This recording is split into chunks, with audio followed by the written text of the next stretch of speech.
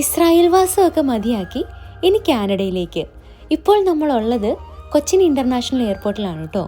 ഇവിടുന്ന് Qatar എയർവേസിൻ്റെ boarding പാസ്സൊക്കെ കിട്ടി.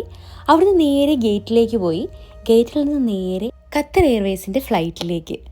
അങ്ങനെ വളരെ മനോഹരമായ 2.5 മണിക്കൂറത്തെ ജേർണിക്ക് ശേഷം ഞങ്ങൾ ഇതേ ഖത്തറിൽ എത്തിച്ചേർന്നിരിക്കുന്നു. ഖത്തറിൽ നിന്ന് എനിക്ക് പോകേണ്ടത് മോൺട്രിയലിലേക്കാണ്.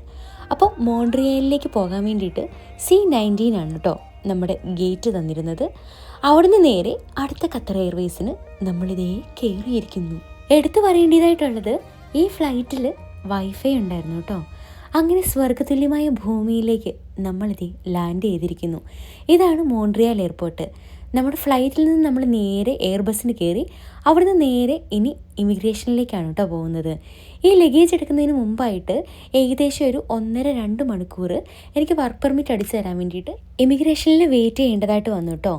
അപ്പോൾ ഇതാണ് എൻ്റെ ആദ്യത്തെ കാർ യാത്ര. നമ്മളവിടുന്ന് ടാക്സി പിടിച്ച് നേരെ എൻ്റെ വർക്ക് പ്ലേസിലേക്ക് പോവാണ് കേട്ടോ. ദേ കാനഡ എന്ന് എഴുതിയേക്കണു. ഹൗ, അങ്ങനെ വീടെത്തി. ഇനി ഒരു കുളിയൊക്കെ പാസ്സാക്കിയിട്ട് സുഖമായിട്ട് കിടന്നൊന്ന് ഉറങ്ങാം.